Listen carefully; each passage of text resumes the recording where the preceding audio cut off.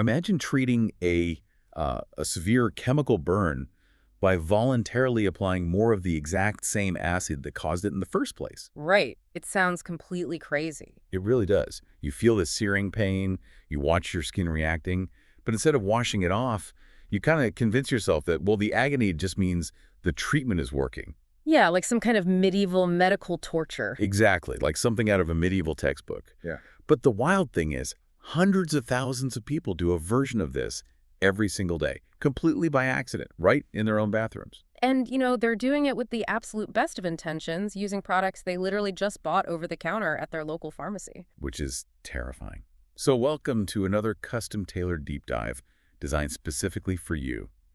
Today, we have a mission that feels, honestly, incredibly urgent. It really is. We're looking at a stack of medical guidelines, some NHS informational documents, and recent dermatology research that focuses heavily on vaginal and vulval care. And we're going to explore one of the most common, painful, yet rarely discussed medical traps that so many people fall into. The thrush trap. Right. Treating a suspected yeast infection, what's commonly known as thrush, with over-the-counter anti-fungal creams, only to make the symptoms significantly and sometimes agonizingly worse. It's a phenomenon that frustrates dermatologists and gynecologists endlessly. Because, the core issue often has absolutely nothing to do with the fungus. Which brings us to the actual problem. Let's set the scene for you listening. Imagine you're experiencing itching, burning, and just this really intense discomfort down there. Your immediate reflex is probably to assume it's a yeast infection. You've been told your whole life that itching equals yeast. Right, that's the cultural narrative. Yeah. So you run to the pharmacy, you grab a thrush cream off the shelf, usually something with clotrimazole in it, and you apply it. But what if the problem isn't a fungus at all, but pure mechanical dryness? Okay, let's unpack this. Why are these symptoms so easily confused in the first place? Well, to understand the mistake, you really have to look at a pretty startling statistic from the British Society of Sexual Medicine. Thrush is actually massively overdiagnosed. Really? Oh, absolutely. Especially in perimenopausal and postmenopausal women. The real culprit driving those exact same symptoms is usually genitourinary syndrome of menopause, or GSM. I want to pause on that because looking at our research, the numbers here are staggering. Studies show that about 70% of women experience symptoms of GSM. Yes. But the tragic part is that only 7% actually receive treatment for it. How is there a gap of that magnitude? Like, why are so many people suffering in silence or misdiagnosing themselves? It's a mix of historical, medical dismissiveness, and just a fundamental misunderstanding of biology. For generations, women were essentially told that vaginal discomfort, dryness, pain during sex, that was just a natural cross to bear. Just put up with it. Exactly. You just put up with it.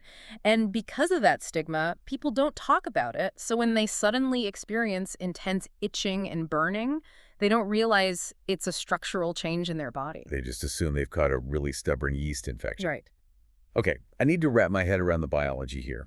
How can a structural change in the body mimic a fungal infection so perfectly that even doctors, sometimes get it wrong at first glance? It all comes down to estrogen, or rather the systemic withdrawal of it. Okay. As estrogen levels drop, which, by the way, can happen during perimenopause, menopause, breastfeeding, or even from certain hormonal contraceptives, the vaginal lining and the vulval skin fundamentally change. So it's not just a surface level thing. No, not at all. We aren't just talking about a little less moisture. The tissue itself becomes thinner, it loses its elasticity, and it just stops functioning the way it used to. Because estrogen is essentially the fuel that keeps those tissues pumping out collagen and staying hydrated. It goes deeper than just hydration, though. Let's look at the microscopic level of a healthy, well-estrogenized vagina. Sure.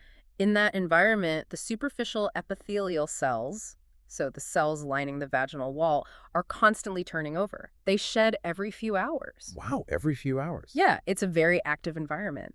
And as they shed, they release large amounts of a stored sugar called glycogen. So the body is actively producing a food source. Precisely. That glycogen feeds the good bacteria in your body, specifically lactobacilli. The lactobacilli consume the sugar, and as a byproduct, they produce lactic acid. Lactic acid. So that affects the pH. Exactly. That lactic acid is what keeps the vaginal pH low and acidic, usually somewhere under a pH of 5. It is a perfectly balanced, self-cleaning, highly defensive ecosystem. I see. So it's kind of like a lush garden. As long as the sprinkler system, which is the estrogen, is running, the grass grows, feeds the local wildlife, and keeps the weeds out. That's a great way to picture it. But when the estrogen drops, you're basically turning off the sprinkler system. You are. The cell turnover slows to a crawl. The tissue gets paper thin. And because the cells aren't shedding, that glycogen production plummets. So the good bacteria don't have anything to eat. Right. The lactobacilli suddenly have no food, so they starve and die off. And without them producing that lactic acid, the pH of the vagina inevitably rises. The acidity just disappears. And when the acidity drops, that lush garden dries out and the weeds move in. Exactly. This new, less acidic environment allows other naturally occurring bacteria like E. coli or various skin flora to overgrow. And here is where the mimicry happens. The fake thrush. Yes. This bacterial shift can cause a watery, slightly discolored discharge.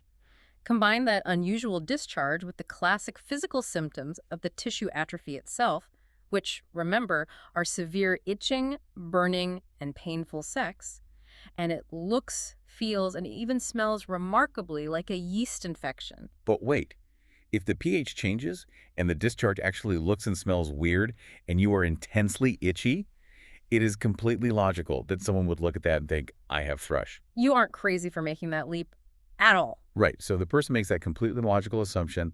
They go to the pharmacy, they buy the over-the-counter antifungal cream, and they apply it to this incredibly dry, fragile tissue. What actually happens chemically at that moment? The trap snaps shut.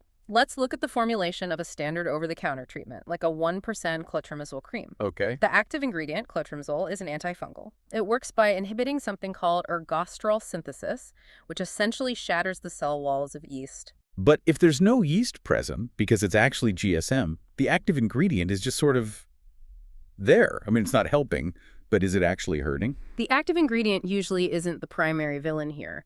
The real issue lies in the inactive ingredients, the excipients. The stuff that makes the cream feel like a cream. Exactly. If you read the fine print on the label, you'll see a cocktail of ingredients like benzyl alcohol, cetyl alcohol, and stearyl alcohol. Hold on.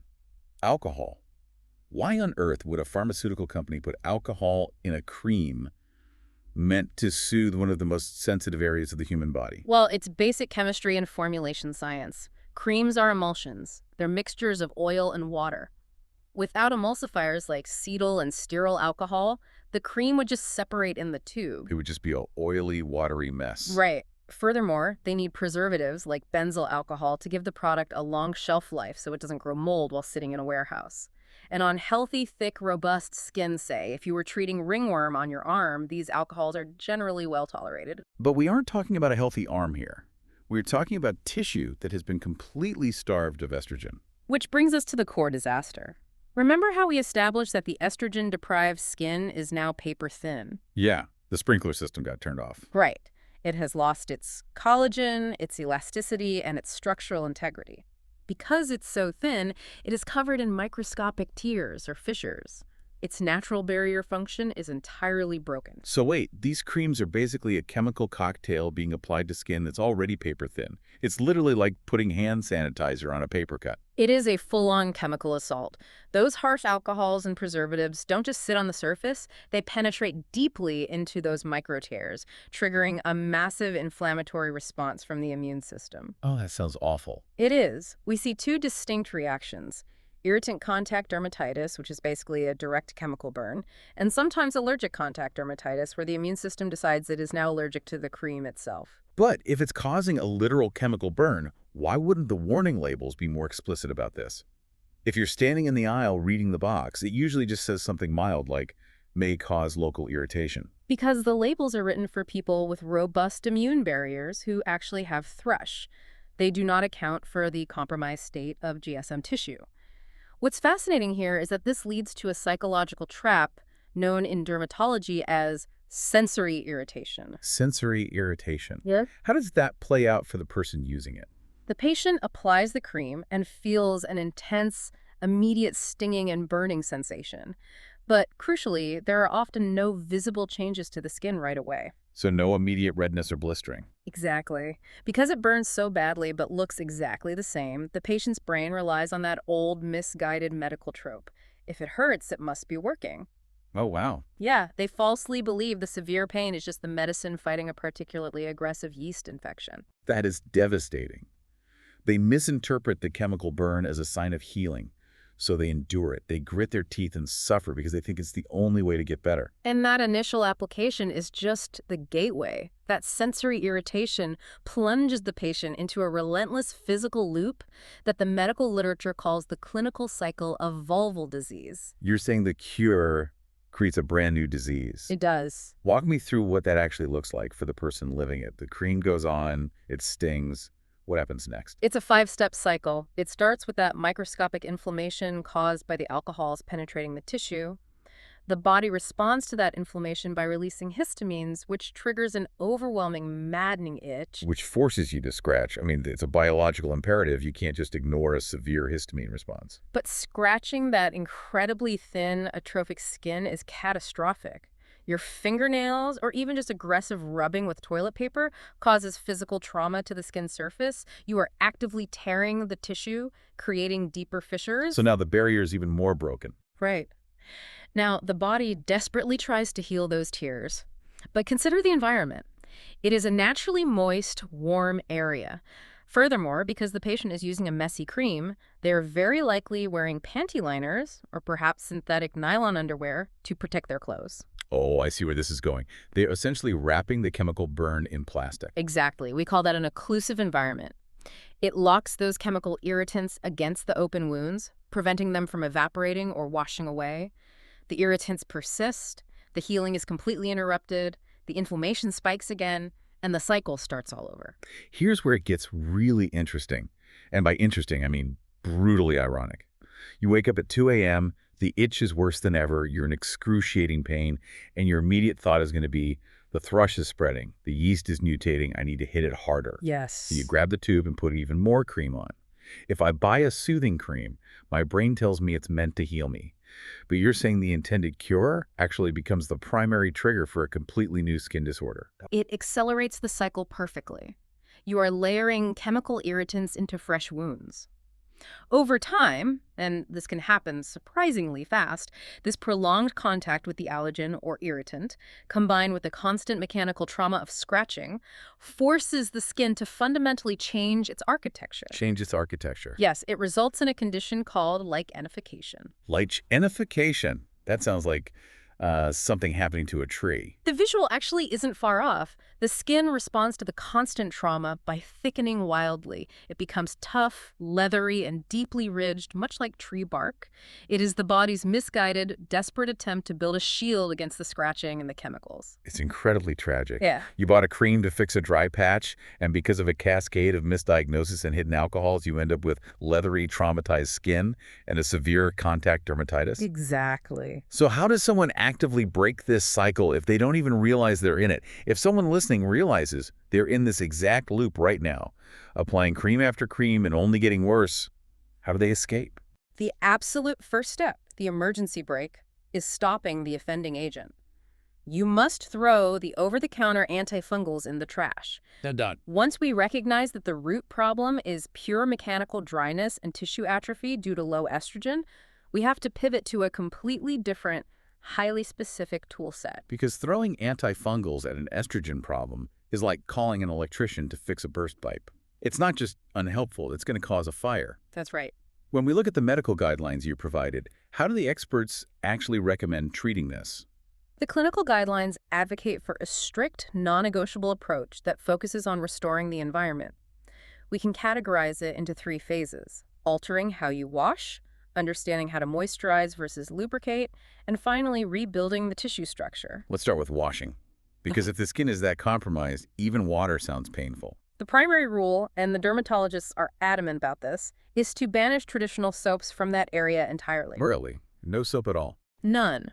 Shower gels, bubble baths, even the heavily marketed, supposedly gentle, pH-balanced feminine washes. They all contain surfactants. Surfactants, those are the things that make it foam up, right? Yes, and they are designed to strip away oils and lipids. But on estrogen-deprived skin, those tiny amounts of remaining lipids are the only thing holding the skin barrier together. So if you strip the oils, you are just accelerating the dryness. So how do you stay clean without soap? You use an emollient as a soap substitute. An emollient. Yeah. I see products like Epiderm or Cetrabin mentioned in the notes, or even just pure coconut oil. How does that work in practice? You apply a generous layer of the emollient to the skin before you even step into the shower. Oh, before the water hits it. Exactly. It acts as a waterproof shield. When the hot water and shampoo runoff hit the area, the emollient takes the hit. Then, when you gently wipe it away, it pulls the dirt and sweat off with it, without ever stripping the natural moisture from the tissue beneath. It cleans by dissolving, not by stripping. Protect the barrier before the water even turns on. That is brilliant. Okay, so we've stopped actively damaging the skin in the shower. What's the next phase? The next phase requires understanding the critical biological difference between moisturizers and lubricants. Oh, this is a big one. It is. The marketing industry uses these terms interchangeably, which causes massive confusion, but they serve completely different biological purposes. Break that down for us. Lubricants like silk or basic water-based options are temporary friction reducers. You use them immediately prior to sexual activity to prevent tissue tearing. Yeah. They sit on the surface, do their job for an hour or so, and that's it. Okay, and moisturizers. Moisturizers, however, like Riplens, are cellular maintenance tools. Use them regularly, usually 2 to 3 times a week, completely independent of sexual activity. They are designed to absorb into the mucosal tissue, hold water inside the cells, and importantly, actively replace vaginal secretions. Many of them also help force the vaginal pH back down to its healthy acidic state. So what does this all mean? To put it in a way that's easy to remember, moisturizers are like your daily face lotion. You use it every morning to keep your skin healthy over the long term. Lubricants are the heavy-duty sunscreen you only put on when you're going to the beach for a specific activity. A perfect analogy. But here's the hard truth.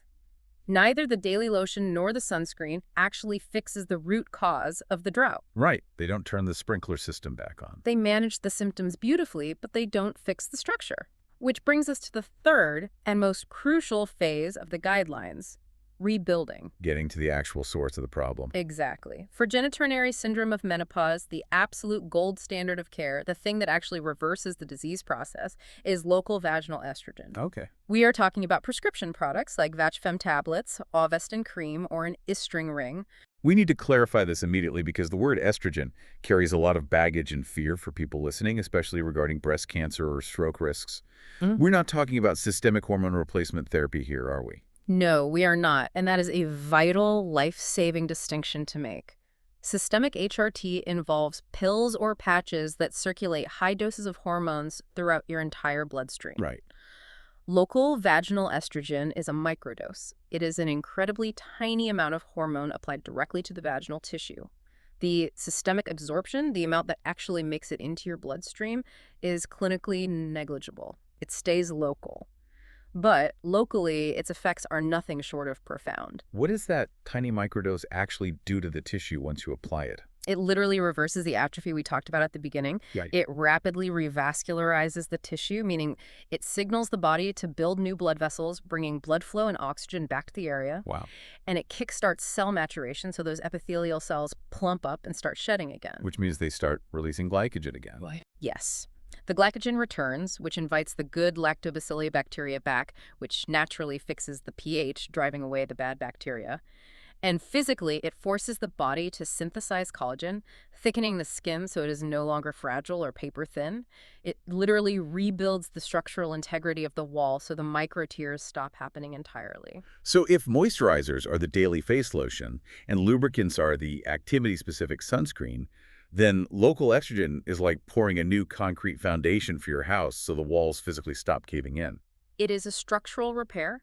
The clinical response is usually rapid, and the relief patients feel is immense. But it is a maintenance therapy. Meaning you can't just stop taking it once you feel better. Correct. You have to keep using it, because if you stop the local estrogen, the systemic deficiency takes over again, the sprinkler turns off, and the dryness returns. This whole deep dive really highlights how complex and interconnected the body is. Reaching for a quick, over-the-counter fix like a thrush cream without a proper diagnosis from a doctor doesn't just fail to work. It can inadvertently plunge you into a painful, relentless cycle of contact dermatitis, all because a natural shift in your estrogen levels compromised your skin barrier. And it underscores why we desperately need to change the conversation around menopause and vaginal health. We have to stop accepting pain as a baseline. Absolutely. Acknowledging and treating vaginal dryness isn't a luxury. And it's certainly not something to be embarrassed about. It is basic, vital maintenance for your physical health and your overall quality of life. You shouldn't have to navigate that alone. And you absolutely shouldn't have to suffer chemical burns because of bad pharmaceutical labeling. But before we wrap up today, looking through the sources, you found one final, incredibly fascinating detail in the World Health Organization guidelines regarding those moisturizers we were just talking about. I did, and it is something everyone should check in their own bathroom cabinet tonight. When choosing a vaginal moisturizer or lubricant to help heal that dryness, the World Health Organization strongly recommends checking a metric called its osmolality. Osmolality. What does that actually measure? Think of osmolality as the concentration of dissolved particles, like sugars, salts, or glycerin within a liquid. The WHO states that a vaginal product should have an osmolality under 1,200 milliosmoles per kilogram to be safe. Okay, under 1,200. But here is the disturbing catch. Many of the most famous, commercially available, widely bought moisturizers and lubricants on the shelf are vastly hyperosmolar. Meaning their concentration of particles is way too high. Extremely high. And this triggers a basic law of physics, osmosis. If you put a strawberry in a bowl of dry sugar, the high concentration of the sugar will literally suck the water out of the strawberry to try and balance things out, leaving you with a shriveled piece of fruit. Oh, wow. I see where this is going. Exactly. When you apply a hyperosmolar, highly concentrated product to your extremely delicate vaginal tissue, the product acts like that sugar. It literally pulls water out of your already dehydrated cells to balance its own concentration. That is mind-blowing. So the very products you are buying off the shelf, the ones explicitly marketed to hydrate and moisturize your body, could actually be dehydrating your cells on a microscopic level. Precisely. They cause acute cellular damage and strip away the epithelial cells, doing the exact opposite of what you paid for. That is a terrifying yet essential thing to explore. It just proves that whether you're dealing with an antifungal cream that burns or a simple moisturizer that secretly dehydrates you, you really have to look past the marketing. You have to understand the mechanics of what you're putting on your body. Because when you are dealing with diagnostic muddy waters, understanding the why is the only way to find the right cure. Well said. We started this deep dive talking about how much we crave the certainty of a simple fix. But turns out when it comes to hormonal shifts and tissue health, you can't just slap a cream on it and hope for the best. You have to respect the entire ecosystem. Thank you for joining us on this deep dive. Stay curious, read those labels carefully, and we'll see you next time.